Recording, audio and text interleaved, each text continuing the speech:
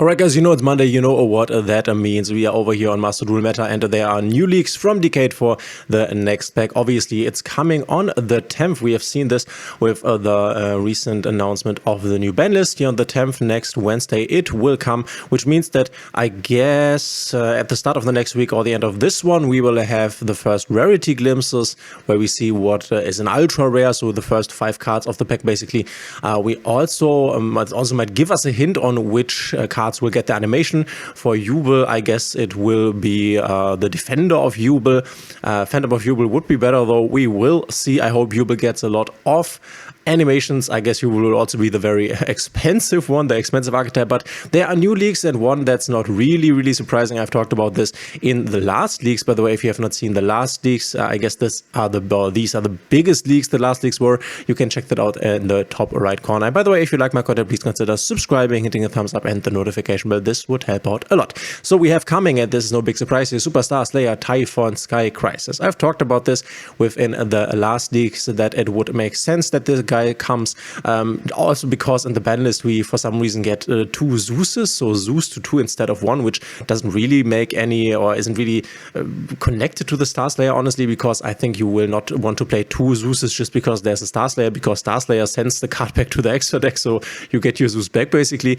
If you're not aware of what this card does, this is besides the SP Light, one of the more newest, coolest stable cards that basically a lot of decks will use. You have your SP Light in the deck, and in the same booster pack basically came the Star Slayer. It says 2 level 12 monsters, but that's not the way you are going to make this guy.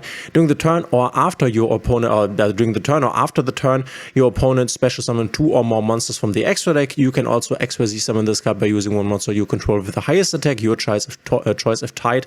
Transfer its materials to this card. So if your opponent goes for makes Zeus with Downward Magician, for example, you could go make this guy here.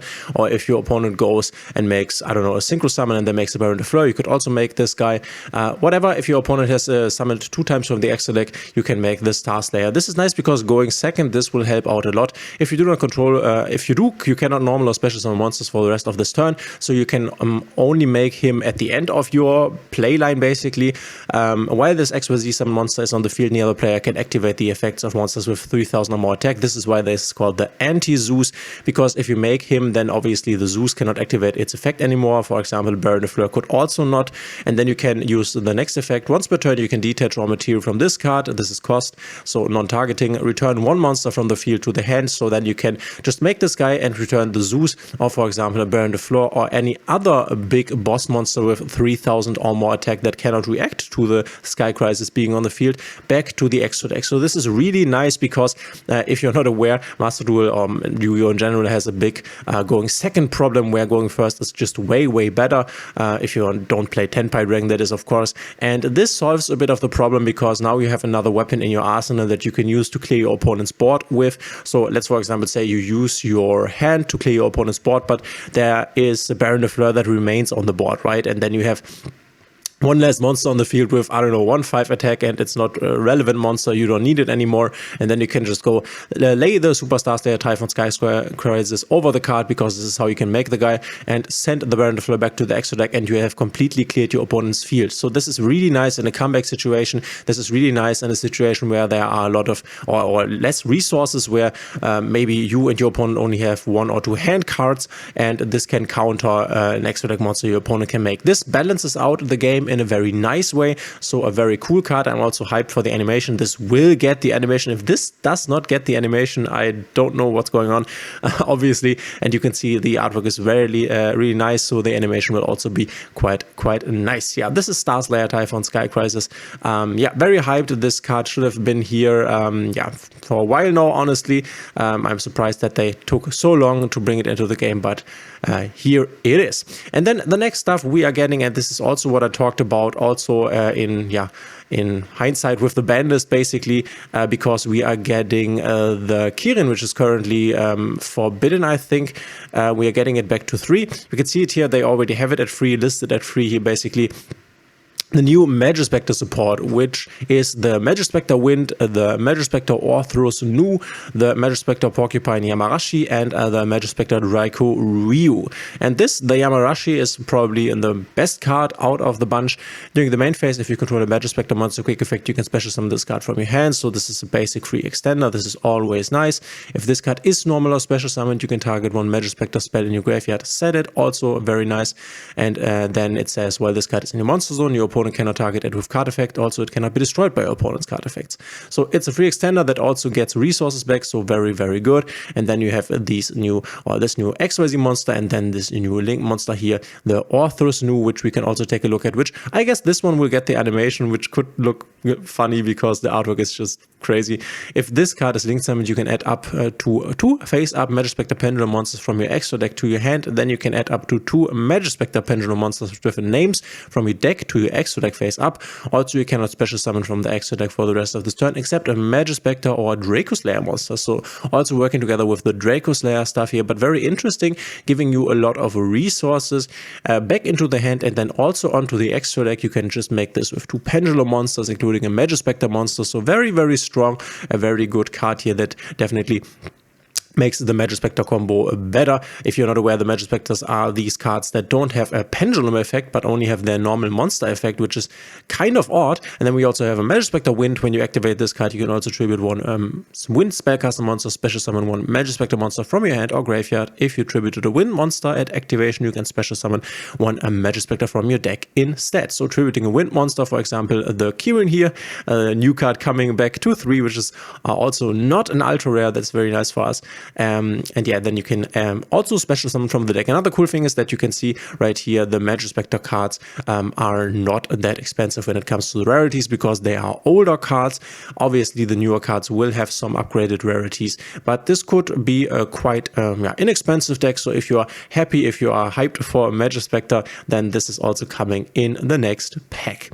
And then the last thing that we know of, and obviously we will talk about this here, about the ranked season 31 rating duel system, which is finally here. We'll talk about this in another video talking about this. I was waiting for this for a long time. And finally, we also get, it seems, the remaining Octoark cards, Octoark Overlord and Octoark Daybreak, which I have not ever seen these cards anywhere in a game online, honestly, which is why I can't really tell what this archetype is even about. If you know, guys, let me know in the comments, write in the comments what you know about this archetype, how is this being played, what is the basic playing style here. But it seems to be that we will get the remaining cards of this archetype, and I guess then we also have basically everything. We know nearly everything that we will get in the pack. Maybe a few surprises will still be there. It's not written like this, I always forget. But yeah, if you're not aware, we are getting the Centur-Ion cards here together with the Yubel cards. So the Centur-Ion cards, but not the newest ones, so not the ones that still have this Japanese text, because these are not even out in the TCG. They come in info. So we will get all the Centur-Ion stuff. Unfortunately, we'll have to see what this deck can even do without the King Calamity, which was its basic play. And then I've talked about this in the other video. We got to get the Yubel stuff here. I am predicting the Yubel Loving Defender Forever getting the animation, which would be a bit sad, because on release of Phantom of Yubel, which we will also get, is just recently out in the TCG, by the way. On the release of Phantom of Yubel, a lot of people were dropping this from their deck, so this could once again be a situation in which we basically don't have an animation for our boss monsters, because they are putting it on a boss monster that we will not be using. Hopefully they are putting it on the Phantom of Yubel. This you will use a lot. This will use 3 times in your deck, because you can make it multiple times with material from your graveyard also, which is super, super strong. And yeah, I'm still very interested in seeing whether we will also get the Verudras. Is it called Verudras? Yeah, I'm not quite sure, but the new rank 10 Baron de Fleur, basically, which will make the Yubel deck, I'm blanking on the name right now, but it's basically a Baron de Fleur for Yubel. But yeah, Yubel is also coming.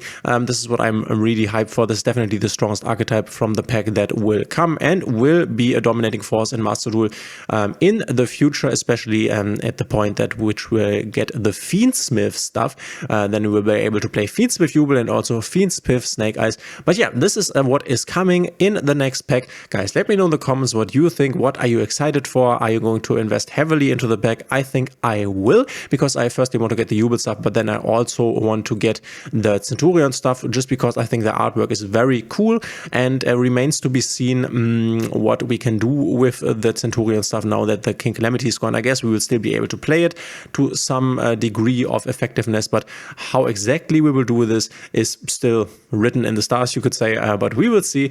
Yeah, Centur-Ion, Yubel, the Octo-Argig, the Majespecter, and the Superstars, the Typhon. This is what we know as of right now will come to the pack. Basically everything that we need to know. You can once again see it here. You can also check the other leaks out on the channel. Thanks for being here, and we will see each other in the next one.